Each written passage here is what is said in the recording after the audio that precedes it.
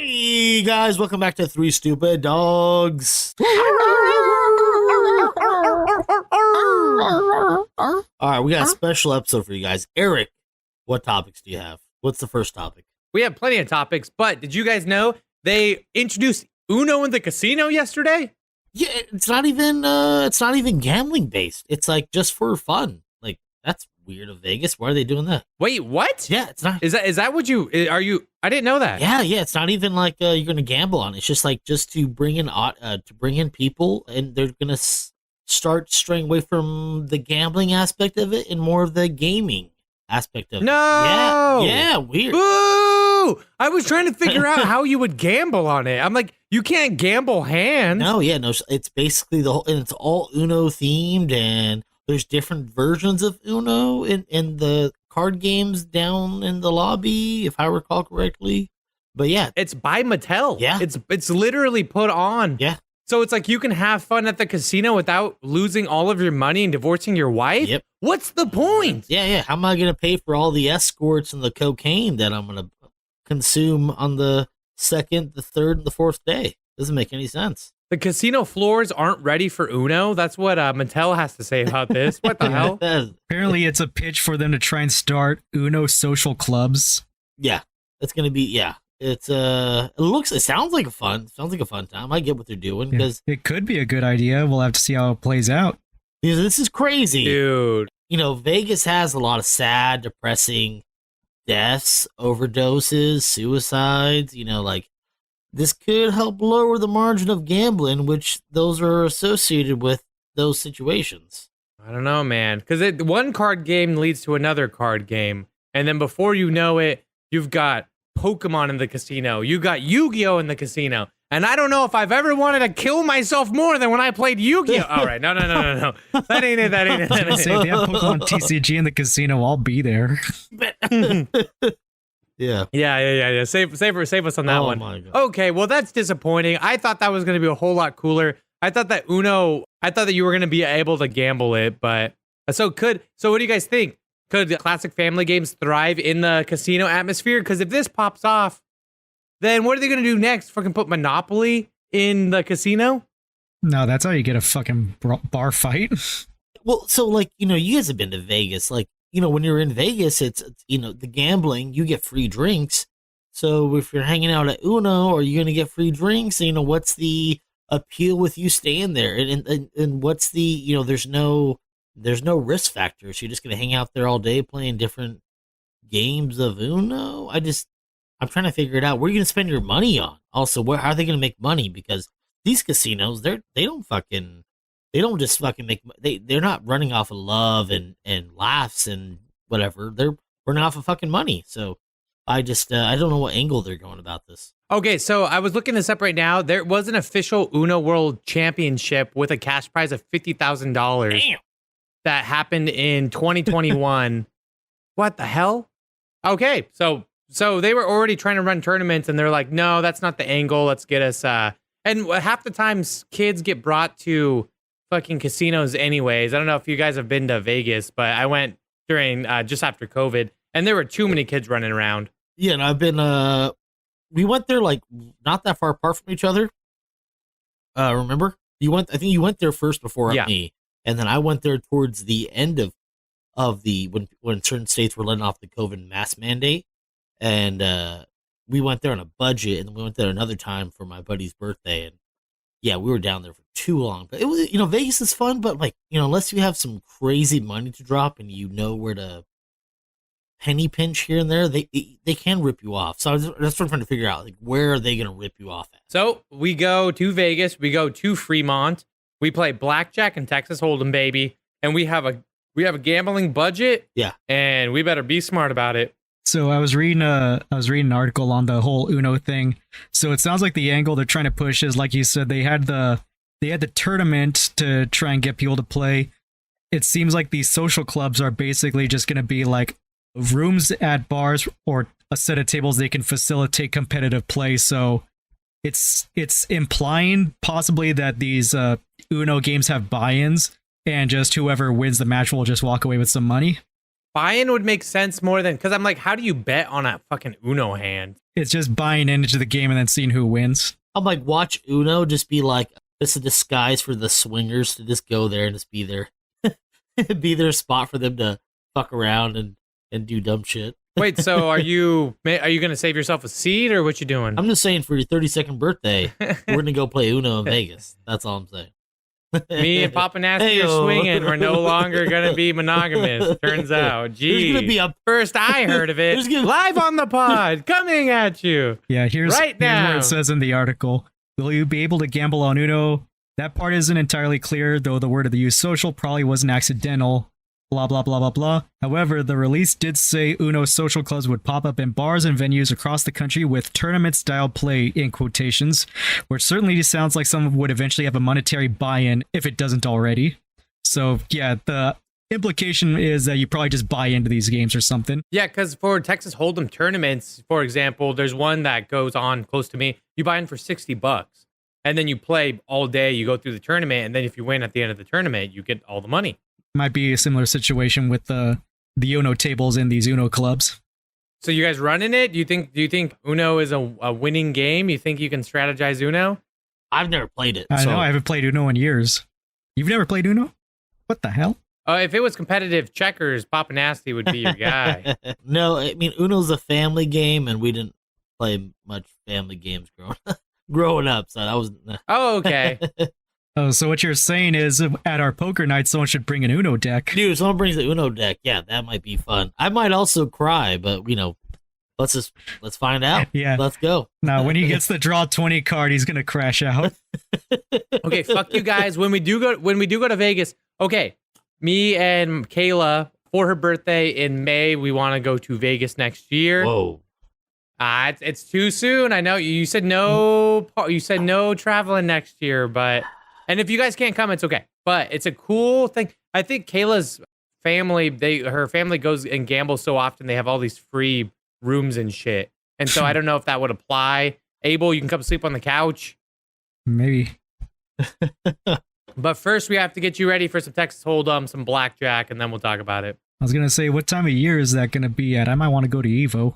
It's May, and you're not going to Evo. Ah, damn, So that's in since you're August. not going to You're Evo. already planning it, Abel. Don't you be fucking rude. Don't be nasty. But you don't have to go, because if anything, we'll go with Kayla's family. I just want to go to Evo as a spectator one of these days.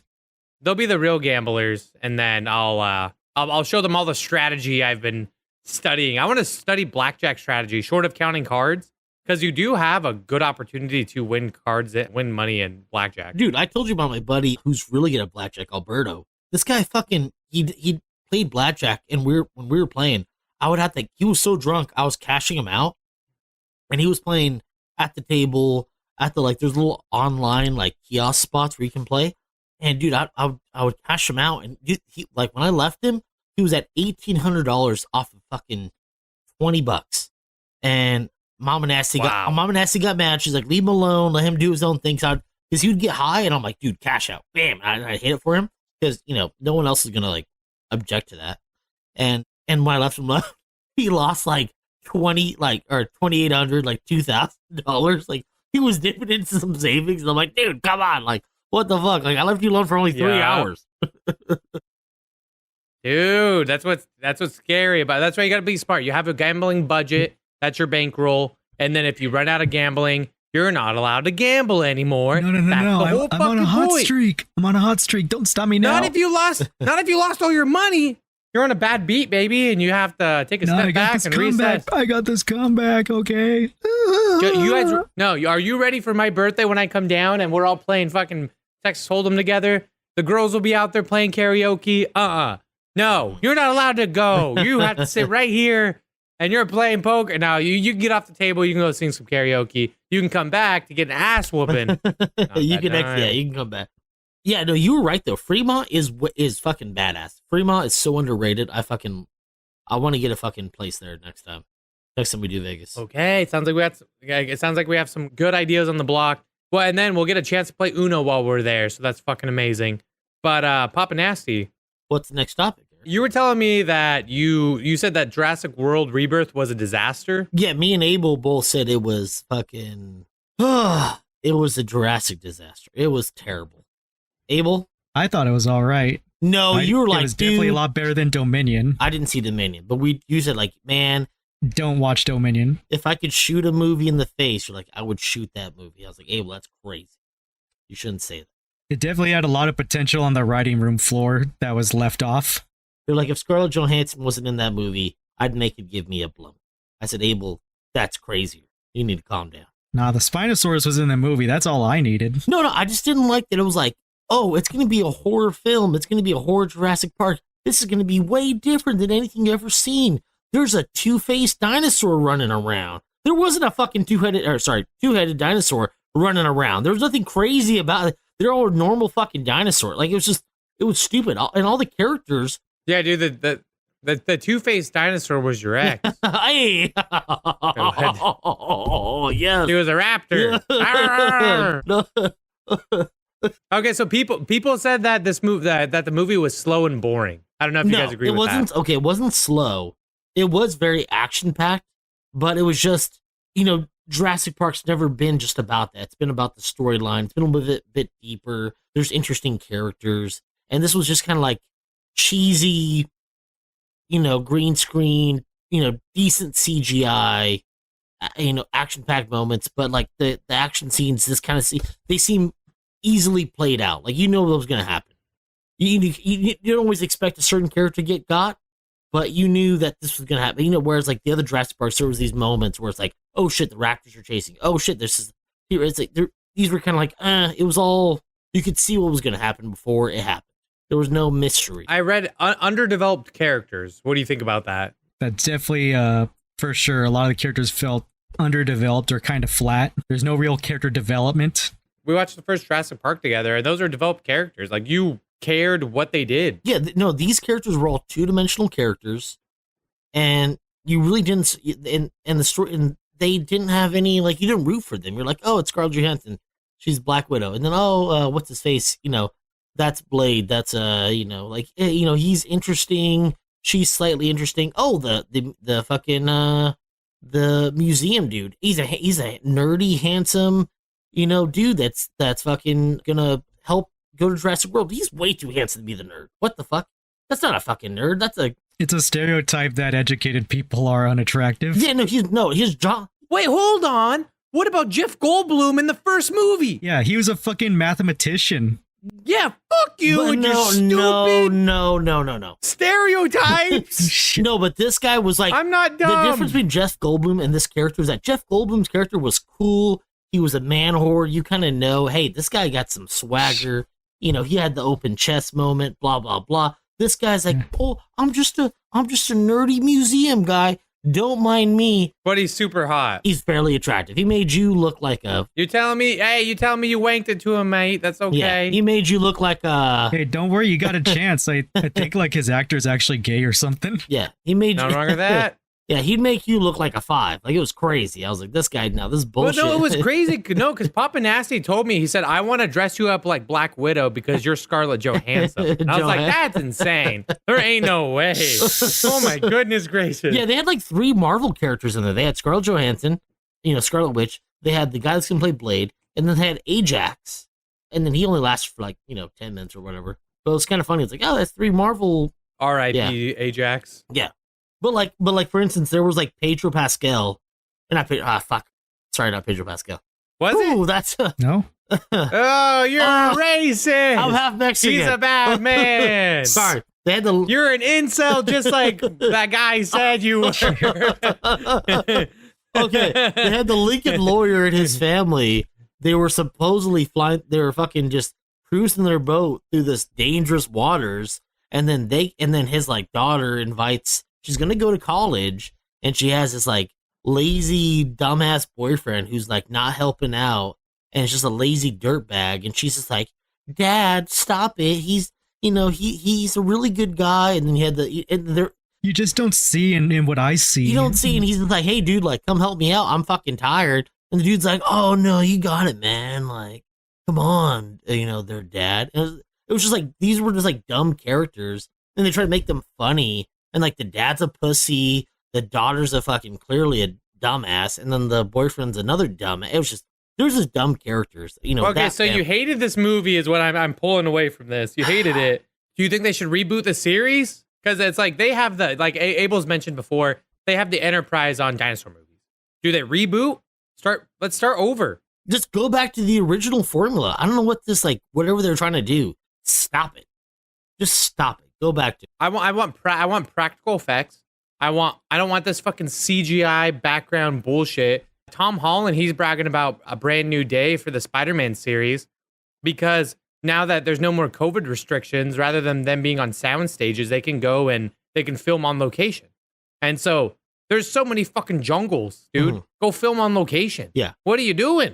There was some cool scenes. They had a little baby dinosaur, but the main scary dinosaur, what was it? What was the dinosaur that we were all scared about, Abel? That they were hyping up in the trailer? What was that called?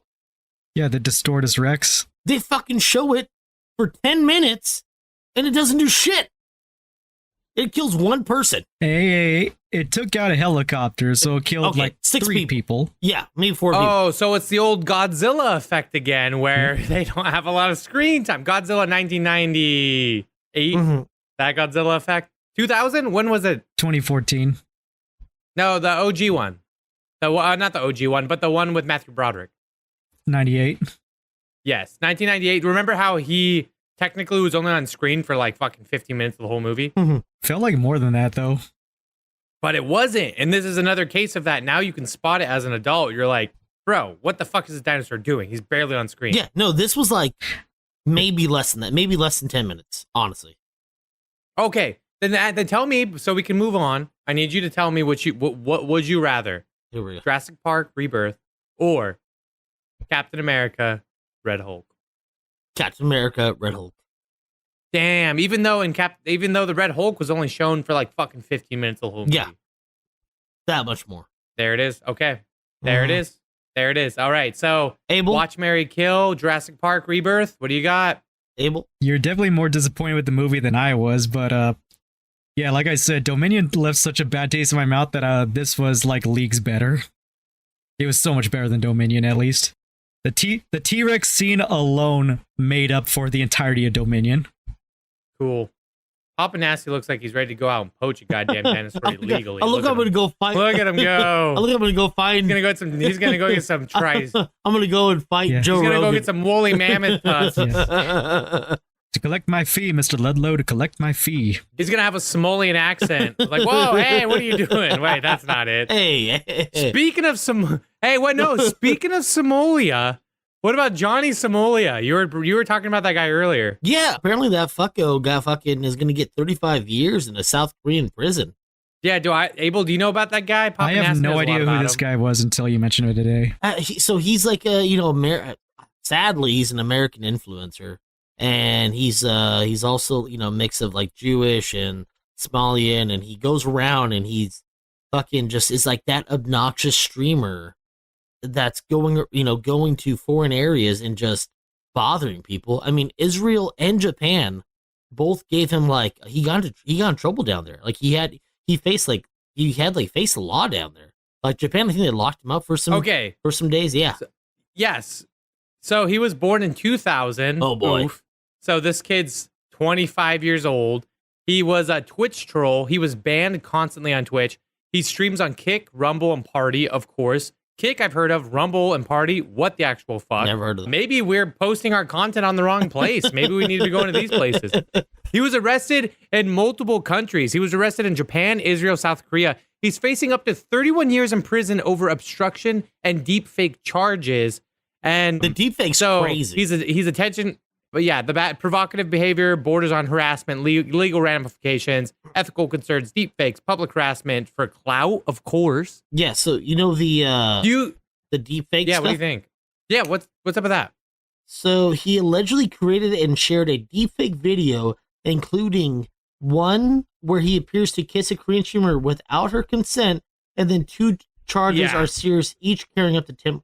Okay, that's not as wild as I thought it was going to be. I mean, he's just kissing a. You want something interesting about streamers? Here is lack of the full story that we can provide the full context to. But a streamer got caught because he was live. He clicked through a browser he shouldn't have, and he was on a deep fake site of fellow streamers. And so it was within his community of streaming, and he got caught looking at a deep fake site where he was looking all of them naked. Oh, And obviously, all of them felt completely disgusted by it. It got so much publicity that the person who had the site up took down the fucking complete URL. They're like, nope, never mind. Psych. Yep, we're not going to fuck with this. And I'm sure they started it again somewhere else where you can't get caught. But if you look into that story, that's insane. I think I remember that like one of the girls streamers that he was looking at was like one of his close friends, Pokimane, and she quickly cut ties with him after that. yeah. No, I mean the dude has like, and he has like the child sex harassment allegation where he allegedly had inappropriate behavior towards a minor, which could add another 10 years if prosecuted moving forward with his charges. Like, just, it's like, dude, what the fuck? What are you doing? Do you guys ever watch any of that like troll content? Because that's No. what he did. I watched it to, see, because I heard about this. I'm like, who the fuck is this guy? And then, I was watching his videos. Well, not just him, but I'm saying in general. I Like, mean, there's videos of guys who walk around and they harass people, and sometimes you giggle at it.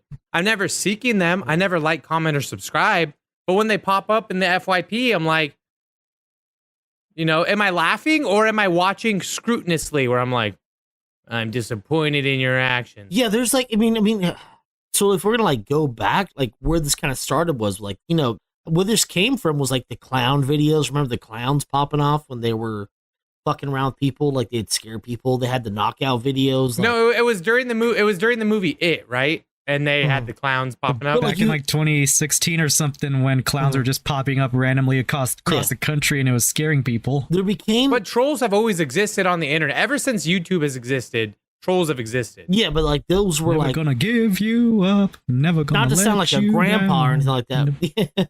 But those were like where it kind of started, was like those little things like that. And then somewhere along the line, it became like, hey, I'm going to fucking be obnoxious. And you start seeing these videos of guys like going to Japan or South Korea and just being super disrespectful to the culture and just being douchebags. And Yeah. It's just like, dude, I what are feel you like this doing? all comes back to the Paul brothers. They popularized a lot of the scumbag behavior that YouTubers and other influencers do now. I mean, Yeah, vlogging and all that. I mean, there's a lot of Hey, vloggers. Jaden clearly likes the Paul brothers. Like, you remember when one of the Paul brothers, I don't remember which fucking one it was, he took a picture of himself with a dead body in the Japanese suicide forest, and he was trying to act like he didn't do anything wrong. He filmed himself in the Japanese suicide forest, and while he was there, he caught a dead body live on cam. And rather than deleting the footage, he told himself, damn, this is going to make me famous, and posted it online. And what it did was everyone, and this is before anyone gave a shit about anything, and the fact that everyone banded together to say, that's problematic, you're a bad person, that has something to say. Like, even Jenna Marbles on YouTube back in the day, she would do the most awful impressions of, it was this OG YouTube. You can get away with shit. Now she's like put out public apologies. She's like, I am sorry I ever did any sort of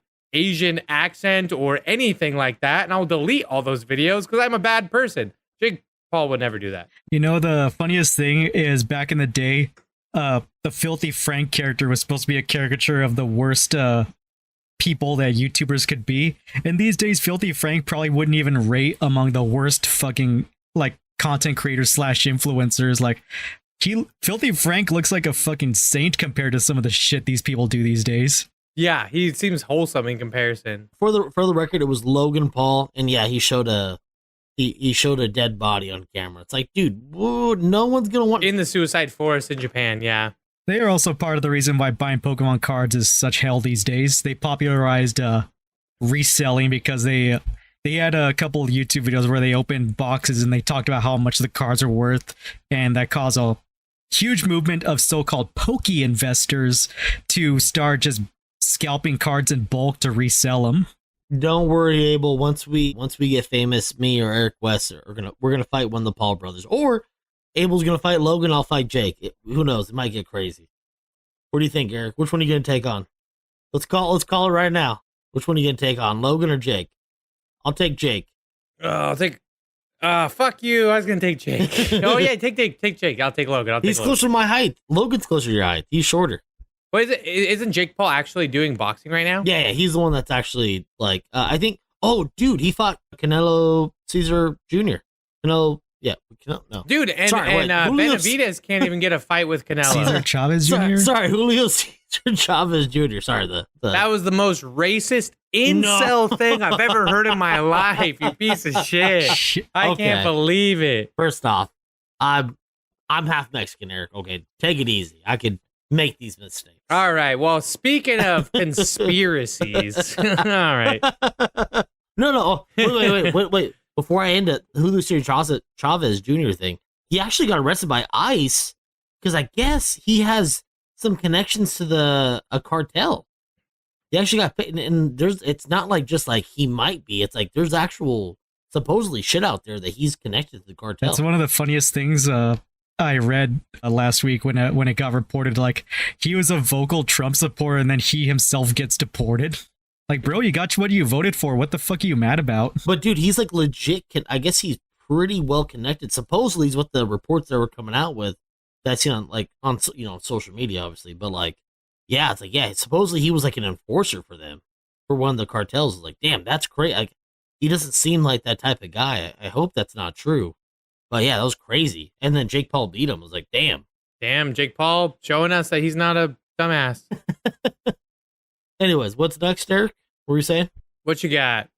Okay, so we always discredit you in terms of conspiracies. We always discredit you in terms of aliens and UFOs and ghosts and everything. I wouldn't say discredit. I would say argue because the door's still open, you fucking dirtbag.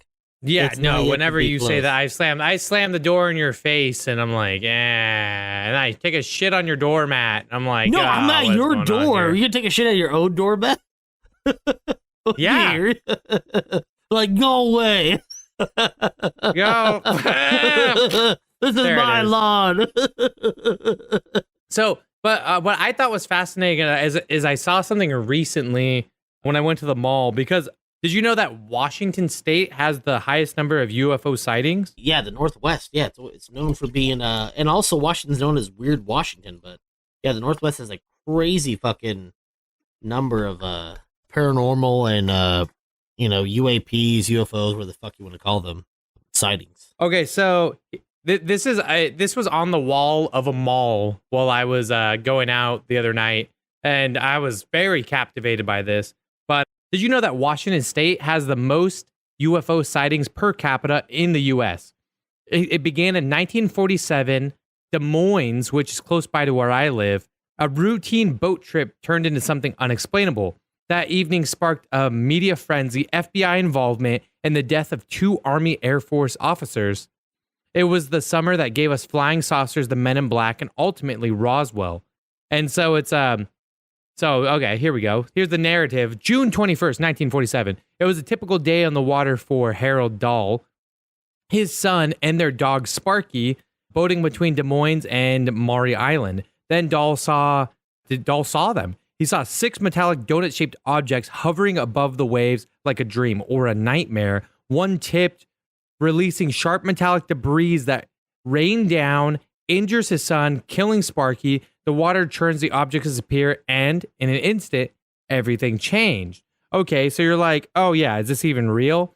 Okay, so he continues going. He says the next day, June 22nd, 1947, this is the first sighting of UFOs whatsoever. He doesn't have anything to base it on. He's making this up in his fucking head. He says, the next morning, a man in a black suit knocked on his door, polished and stern.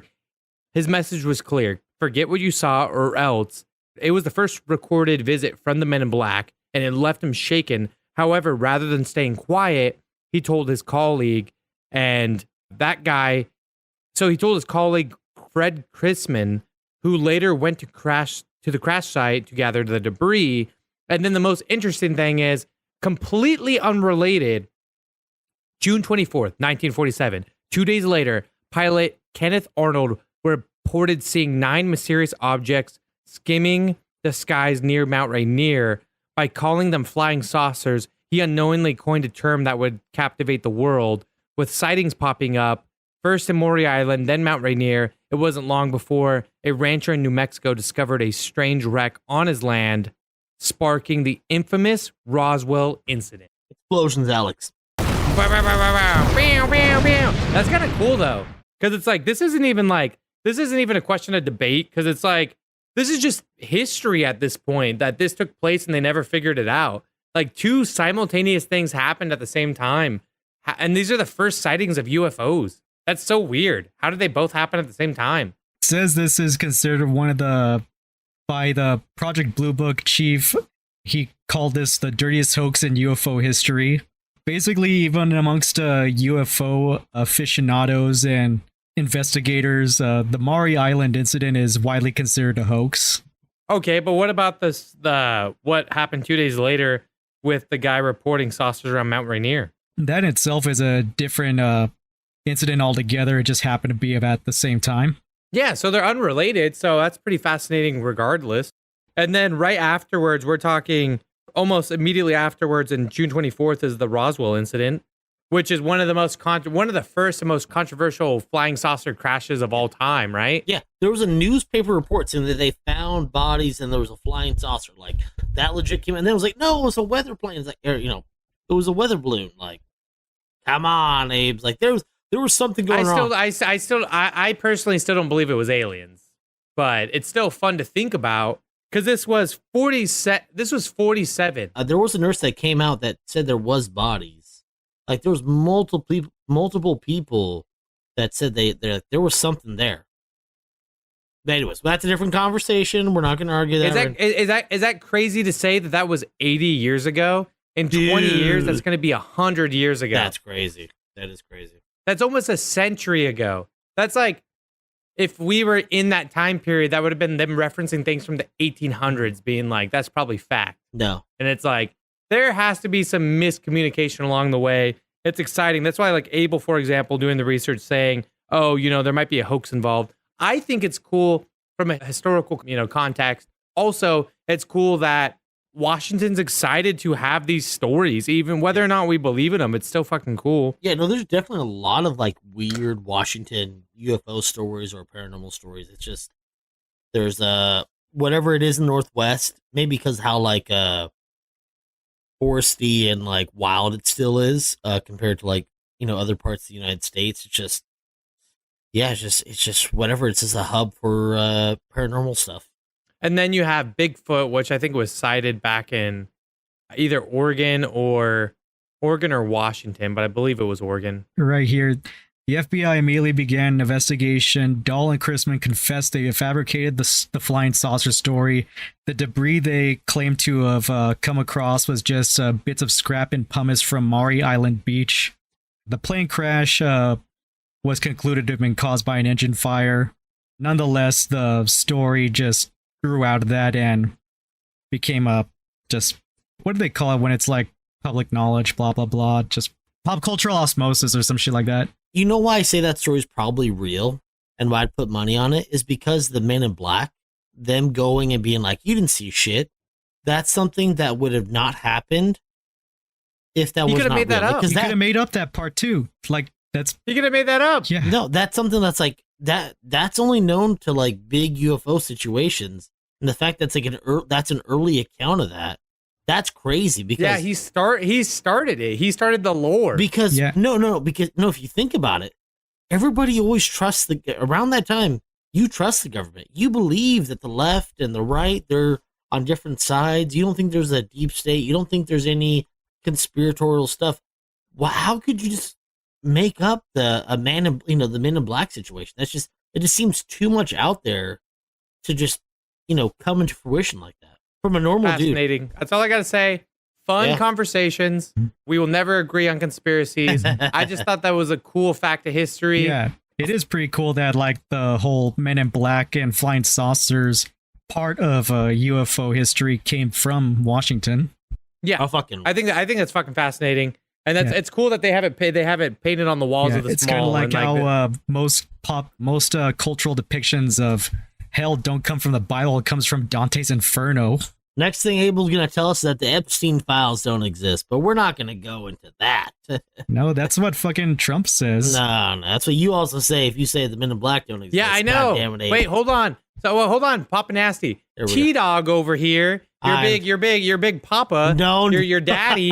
He said no. The list doesn't exist. He's like, can we please move on from the Epstein stuff? Texas, we need to. You can't tell me you had to crash out when you heard that. That had to be an unstoppable force meets an immovable object. Dude, me and Alex He's Jones, on the list, obviously. No, he's on the list, but I heard Trump Jr. is on the list, and that's why he doesn't want to go out there. He doesn't give a fuck about Junior. He cares enough to fucking block it. Fucking Alex Jones, who I'm a big fan of, and I know that we talked about in the previous on the pod. If Republicans are going to expose the deep state, then how come they don't want to publish the list?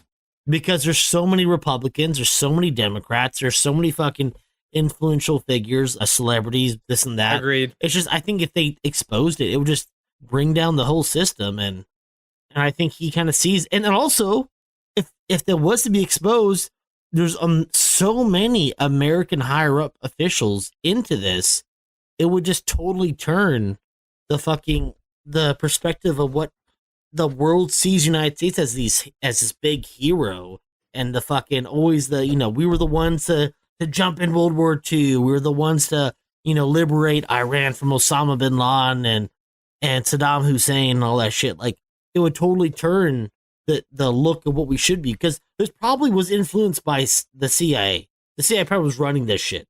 Let's be honest. And this would make us look really fucking bad. The fact that we also have Bill Clinton. We already look fucking bad with this guy as the fucking president. Yeah. Okay, Abel, let's not get into politics, but the fact that Bill Clinton himself. This is already political. The Epstein case is fascinating. But Bill Clinton himself was on it 26 fucking times. The next president. Yeah, and fuck Bill Clinton too. I don't give a fuck about Bill Clinton. Yeah, but it's like, what the it's already showing. Damn. That United States is highly Abel's turning into the angry Canadian over here. I know, he's That's crazy. What an interesting turn of events. Yeah, it's kind of weird. Like, yeah, so political climates are at an all-time high. They're popping up everywhere. So our conversations, that's how you know there's something crazy is going on. And then you've got this movie coming out. I went and saw My Chemical Romance recently, and there was a whole overstory about a country that's essentially destroying itself. And it's such a fascinating but it was so crazy because they used like Russian symbolism, even though it wasn't Russian. It was the language is molded after Russia. The uniforms looked Russian in nature. It was just about a country called Drag, and it was basically blowing itself up from neglecting their people. It's a fascinating concept. It was still a really great show, and all the visuals really cool. And it's cool they came up with this fictional thing that wasn't overt, but it could really, anyone could impose it on either America or South America, because the tours are in America and South America. Anyone could impose that on their own governments and be like, nope, they're doing something, they got something, they're cooking. And it was great. I loved it because it was, fuck the establishment. It was, it was fuck the establishment. It was, build it. But I mean, that's what punk is. Punk is fuck the establishment. Remember, once upon a time, old people were crashing out about Rise Against, and it turns out that they have political opinions. It's like, did you listen to their music? That's just how it works. Rage Against the Machine, System of a Down. You could literally name so many, or like, hell, go even back further. War Pigs by Black Sabbath. What do you think War Pigs was about? Yeah. Did you think it was a pig holding an M16 or something?